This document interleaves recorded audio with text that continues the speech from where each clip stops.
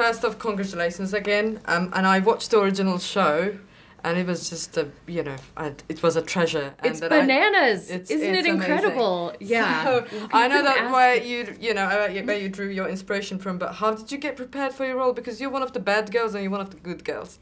Yeah. You know, there are two distinct camps that Sure. and also you're the ultimate evil Soviet Union and you're blonde American. Yes. So, how did you get the psychology of it? For Liberty Bell, I watched a lot of Miss America acceptance speeches. Ooh. Yeah, there's some really good ones. And for Debbie, I watched a lot of soap opera daytime Emmy acceptance speeches. Wow. There's a wealth of information that YouTube has to give. And yeah, just the glittery Barbie people who have an inner insanity. Yeah. That's good. America's pretty good at this. Oof.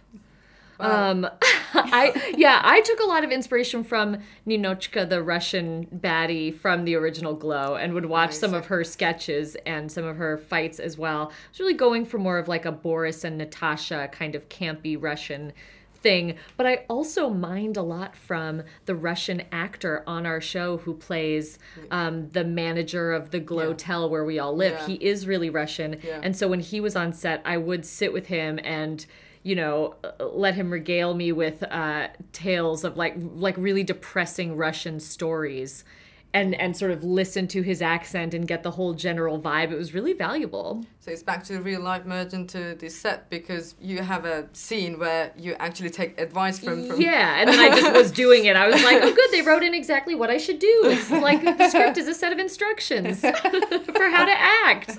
You're all, well-established artists, but when you actually, did you struggle to get into film industry? Do you feel some kind of resemblance from real life? Oh yeah, the struggle is real and it's constant. I'm starting to realize that the struggle sort of never ends because you're constantly, I think, re-evaluating your goals and setting higher sights so you achieve one thing, but then you want more, you want another thing. You're always searching for the next rich, interesting role. And for women, sadly, they are still few and far between.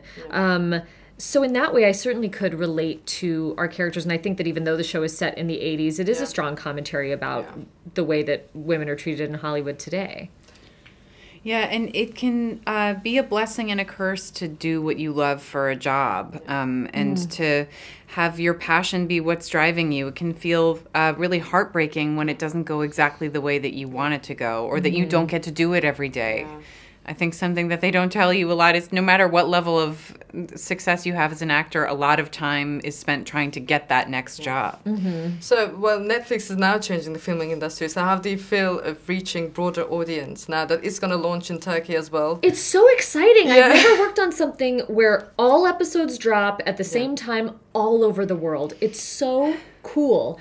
And I mean, right? Yeah. I'm freaking Betty out. I think it's really great because on Community and Mad Men, things would get syndicated in certain areas, but all at different times. I have no understanding of the rhyme or reason that went into what went where or what countries were watching what season of the show. And it was cool because people were discovering the show later, and it sort of continued to give the show's life beyond their years. But with Netflix, you can do that anyway. You can discover shows at any time you want. They're always there. And it's so nice to me to have that wide reach, but not sacrifice the quality of the show, to have that broad reach while still maintaining artistic integrity is so rare. Agreed. It's pretty exclusive to Netflix, I would say. Yes, definitely. At this time. Probably you're going to carry on working with Netflix. I hope so. Okay.